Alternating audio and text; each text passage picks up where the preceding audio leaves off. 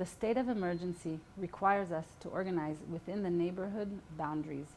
The local first response team is of the utmost importance to ensure that the neighborhood is safe, but it is important to have additional emergency teams.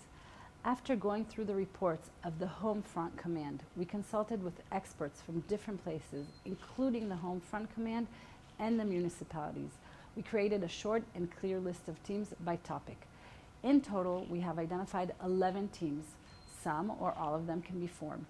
Each such team will make coping with an emergency easier, but it will also strengthen our personal and community resilience. It is easier to deal with a situation when we know that we are mutually responsible for each other. For example, you can set up a population mapping team to know who is in reserve duty and who needs help.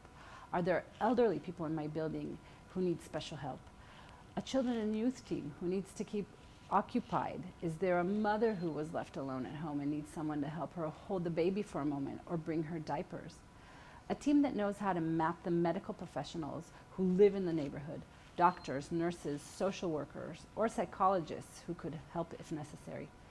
It is good for each team to have 1 to 3 leaders who can recruit more people to the team according to the neighborhood needs, or ask for help from a neighbor to coordinate something specific. The more we work together as civilians, the more we can maintain our personal resilience and as a community.